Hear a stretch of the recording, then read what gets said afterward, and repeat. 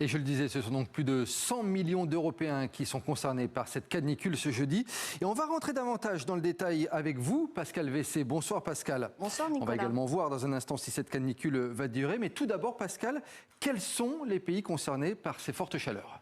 C'est pratiquement toute l'Europe de l'Ouest qui est touchée, de l'Espagne au Royaume-Uni, de la France à l'Allemagne à l'Italie. Une grande partie du continent endure des températures exceptionnellement élevées pour une fin juin. La France métropolitaine qui est la plus durement touchée. Sur les 101 millions d'habitants concernés par la canicule en Europe, plus de 50 millions de Français connaissent des températures au-delà de 35 degrés.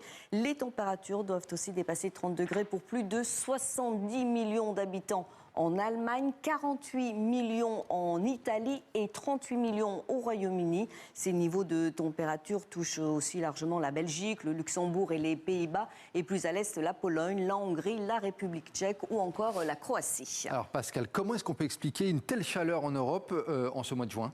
C'est la conséquence d'une immense masse d'air chaud venue d'Afrique, positionnée sur l'Europe de l'Ouest et comprimée par de hautes pressions en altitude, ce qu'on appelle un dôme de chaleur. L'air brûlant reste bloqué, il ne peut pas s'échapper. Et ce qui est inquiétant, c'est que cet épisode est le deuxième à frapper l'Europe en moins d'un mois. Il y en avait déjà eu un fin mai. Et ce n'est pas un hasard. Le service européen Copernicus rappelle que l'Europe est le continent qui se réchauffe le plus rapidement à un rythme 2 fois supérieur à la moyenne mondiale. Bon, dites-nous Pascal, pour les prochains jours, est-ce qu'on va enfin voir le bout du tunnel ?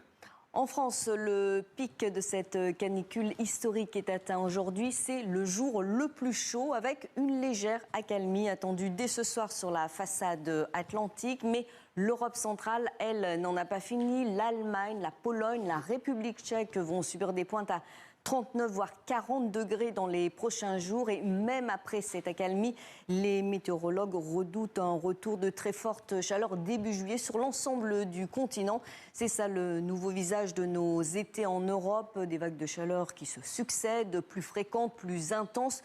Une réalité directement liée au réchauffement climatique. Et l'OMS nous le rappelle, la chaleur est un tueur silencieux, même si elle n'est pas une fatalité. Le décryptage de Pascal Vessé. Merci beaucoup Pascal pour cette page très complète.